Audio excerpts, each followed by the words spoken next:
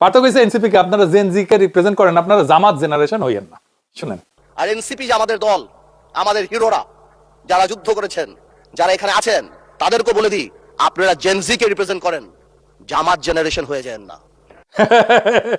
আপনারা তো বাংলাদেশে জাতীয়তাবাদী রাজনীতি করেন, বাকশালী হয়ে যায় না। আওয়ামী লীগের সমর্থন নিয়ে তো ক্ষমতা এসেছেন।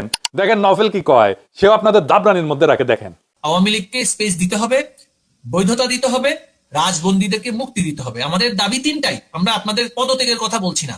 প্রক্রিয়া যাই হোক, আপনার পারফরমেন্স দেখতে চাই। পারফরমেন্স আপনি সংসদে দেখান, রাষ্ট্র পরিচালনার ক্ষেত্রে দেখান। আমরা আপনার সাথে মৌন সমর্থন দিয়েছি বলেই আপনি ক্ষমতায় এসেছেন, আপনি ভুলে যাবেন না। এই সমর্থন সরে গেলে কিন্তু আপনার ক্ষমতা আর থাকবে না। শুধু নভেল না, বাকশালের কাছে ভোট চাই নিয়েছেন, কান্নাকাটি করে হাত পা ধরে হাসিনাই বলছে। শুনেন, বিএনপির অবশ্য অনেক প্রার্থী আমাদের আওয়ামী লীগের নেতাকর্মীর কাছে হাত পা ধরেছে, ধর্ণা দিয়েছে জামাত ঠেকানোর জন্য। দয়া ধর্মকে তারা ভোটও দিয়েছে। ক্ষমতায় যেতে না যেতে তাদের চেহারা পাল্টে গেছে। হ্যাঁ সত্য নাকি পার্থ?